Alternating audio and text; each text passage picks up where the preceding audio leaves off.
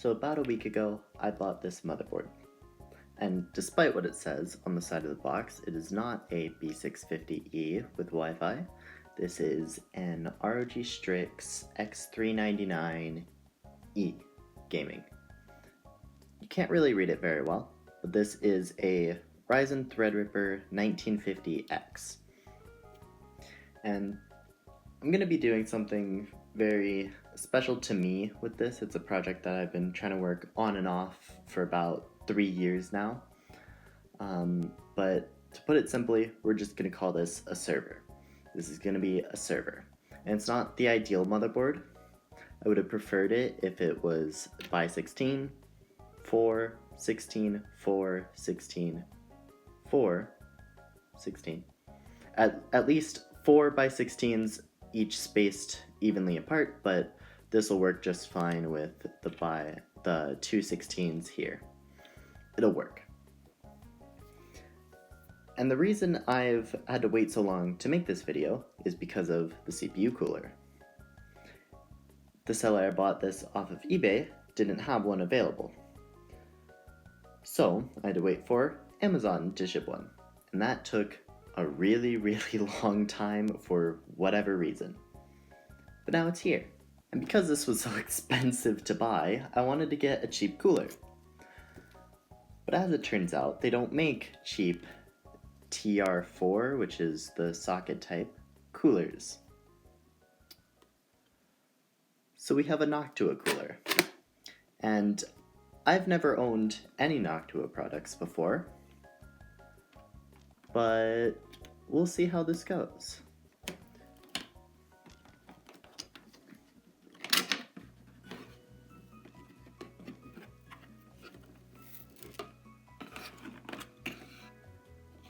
What do I take out first? Oh, it comes with thermal paste? That's pretty cool. Now for the actual cooler. From what I've seen online, this thing is pretty big. So let's see if we can...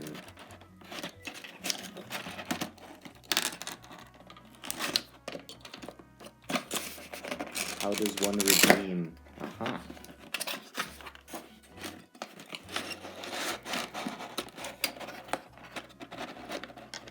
Okay, so you kind of have to push up on this and take the cooler out all at once.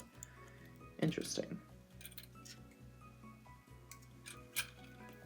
This thing is heavy, dude. I'm one-handing this right now. This is hard. It's actually really nice that they already include this the fan attached. I hate putting on fans with these stupid little clips. It is the most annoying thing. And they even include like extra little like angly bits and mounting hardware if you want to put more fan, or another fan rather, onto the back of it that they don't include. That's really nice. These are really cool. You have like a little twisty top to take it off. Now I don't see any sort of spreader tool with this, so let's use this used lens wipe packet to spread the thermal paste across.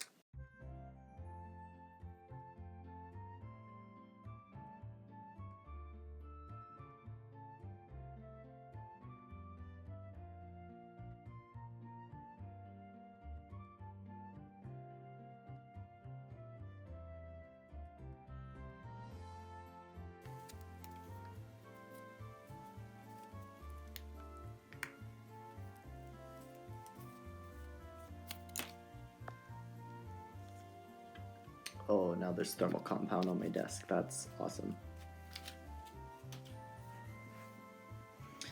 Okay, the hard part.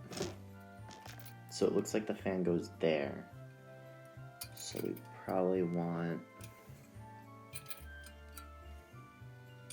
this here.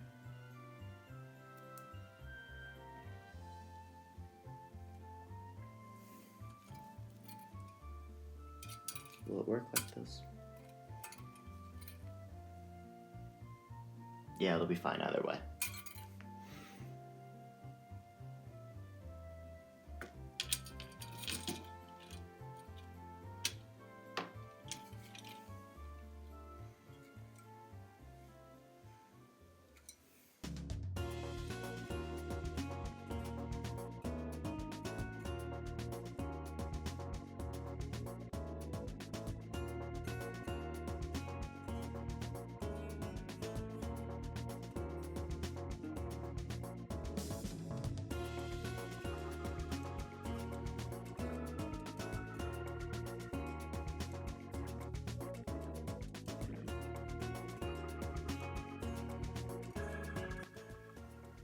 actually not perfect yet. We do still have to put the RAM in. According to the sheet, we want slots A1, B1, and C1 because we have 40 gigs of RAM. So we have 8 gigs from this HP OEM, and we have 2 16s from Crucial. Is it backwards? It's teetering weirdly.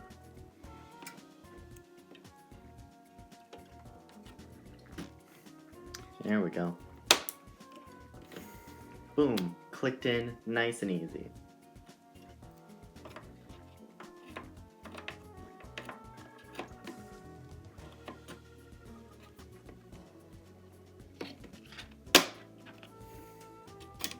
Okay, so these ones are opposite. Put the sticker this way.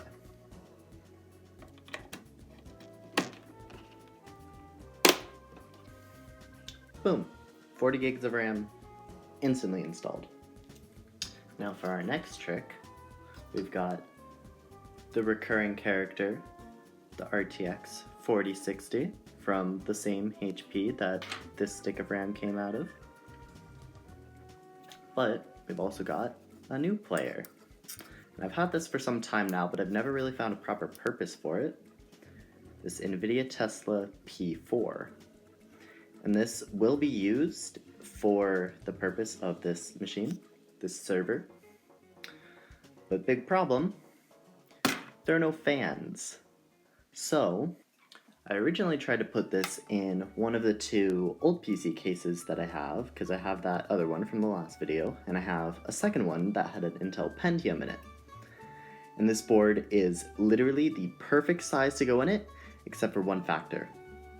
On the right side of that case, there's a metal bracket for this DVD drive and for the hard drive bays. The board is just slightly too long, and it interferes with those brackets. And of course, they're riveted in, so you can't just take them out. And this is like a completely unlabeled, no-name case. All it says is multimedia computer system on the front. But it has these old Cooler Master fans in it. So I took one out, and we're gonna see if it can cool the Tesla card by putting it right against it. So we are going to slot the 2060 into this first slot here.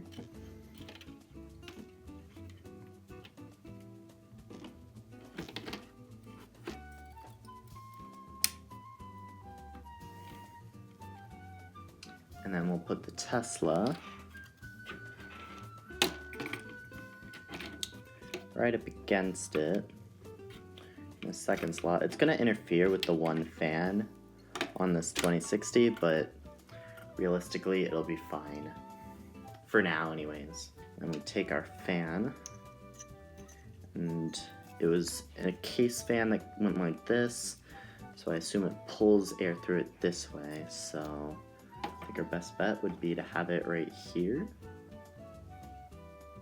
Now we just need our power, and this antenna came with the motherboard, which is really nice. So we're actually going to screw this in first, just to be safe. Came with the I/O shield too, but like, we're not going to be using it since it's not in an actual case. Now we can finally use our 700 watt Thermaltake power supply. And let's put the antenna up here for now.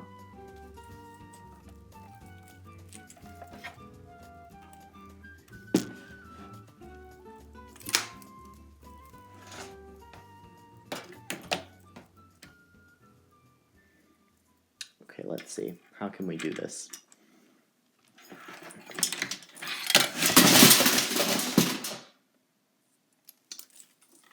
Well, that's annoying.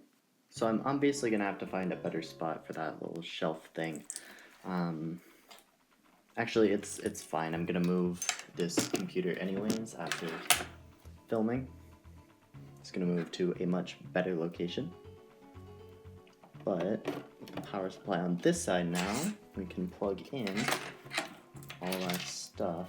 Got the WD Blue SATA SSD from before, and I debated for a while whether to put Arch Linux on this and make this a Steam Deck-like system, or just put Windows 11 on it, and after much consideration with the graphics cards I'm going to put in this later, Windows 11 is the way to go.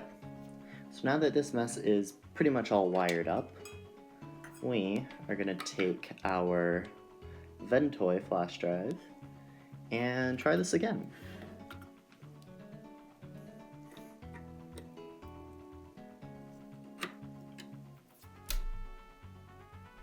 Power supply on. Everything's starting to light up, and let's fire it up.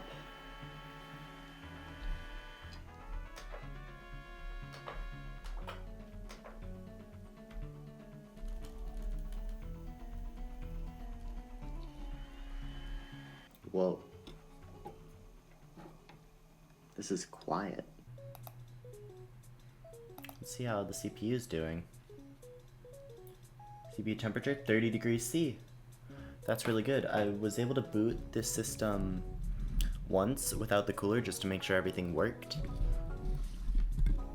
And it immediately went to 100 C. So this is nice. Now these are just the settings that the previous owner had it on. So I'm willing to bet that it's probably fine. NVIDIA GPU running at 8x/8 native. NVIDIA GPU running at x/8 native. The warning here, install it in x16 1 and 3 slots.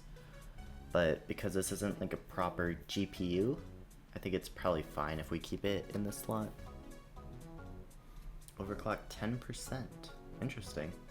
Detected ATA devices. CPU fan speed error. Okay, we're in Ventoy.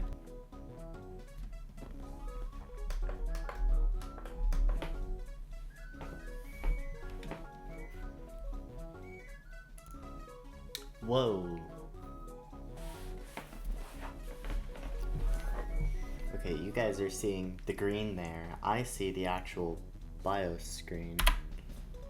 So that's just a capture card issue. So things look like they're going well, right? We got Ventoy and Windows 11 setup is working. Except that it's not. I removed the hard drive, rewiped the SSD, and in the end made an entirely new flash drive with a Windows 11 install. Then I proceeded to get all the way through the Windows installer just for it to error out and crash. The system restarted and the install was completely corrupted. Repairing the install failed every time, so I attempted to reinstall. This was a mistake.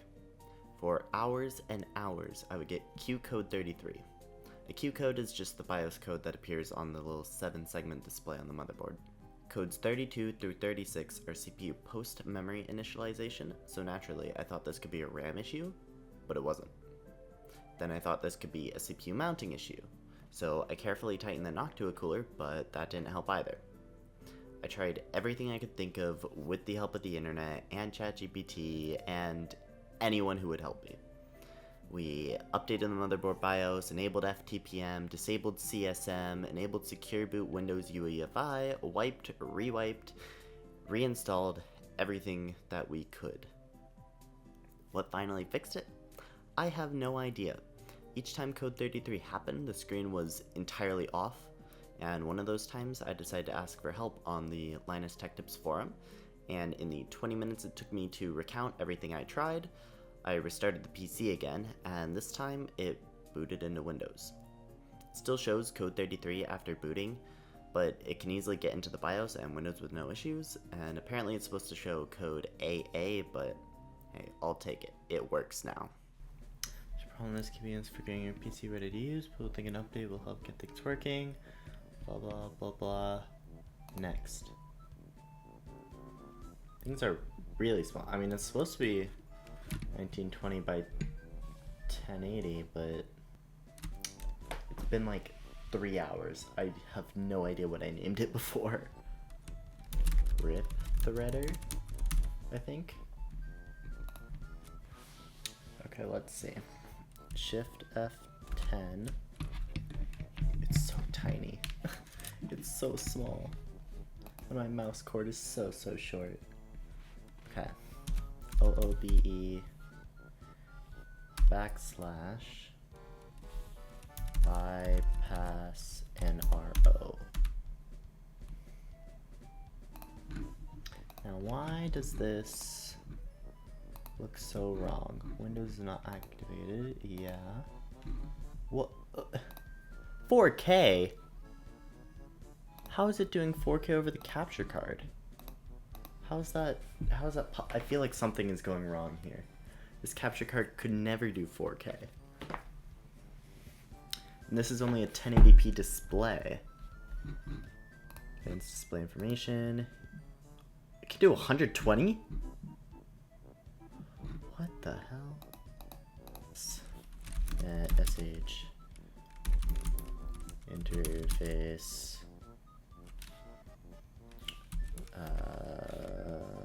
set interface name Wi-Fi.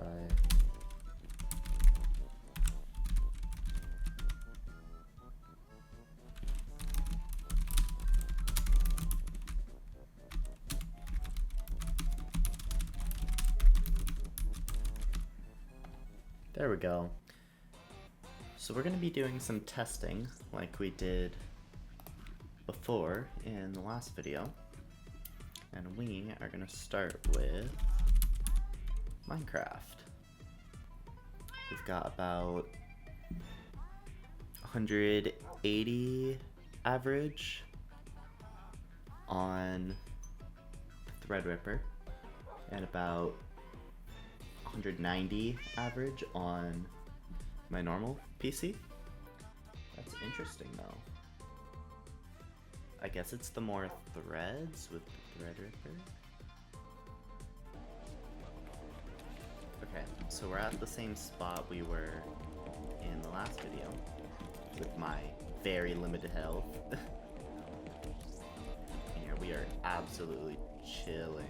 No way, it is actually working.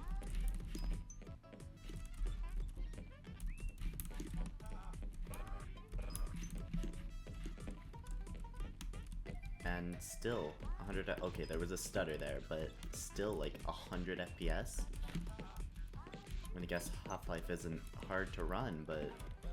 Okay, so for some reason frame view isn't working for A Hat in Time, but I have both of them at about the same spot, and they're like completely fine.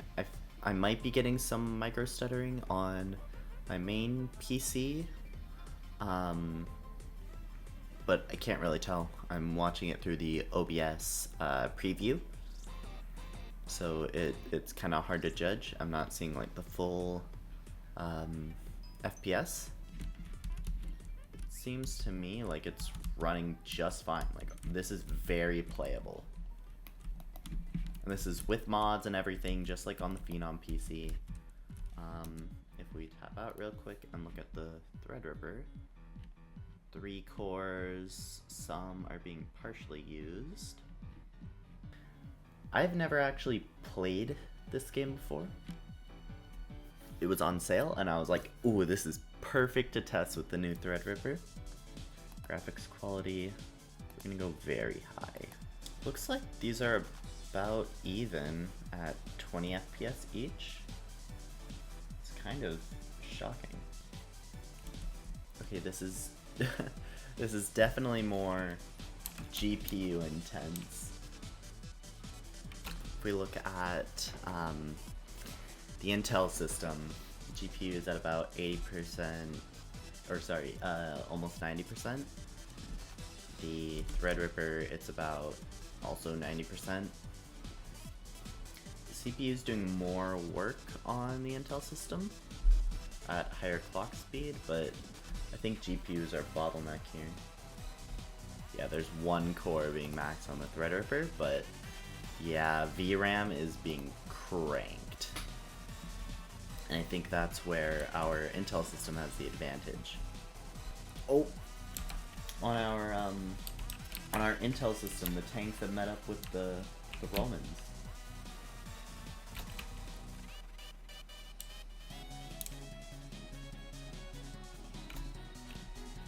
and now on the Threadripper system. Wow, and it's about the same point too. I mean, I guess that makes sense. They're just tumbling all over the place. But there we have it, our Threadripper system all complete. So I believe I mentioned last night that I was going to use this as a server.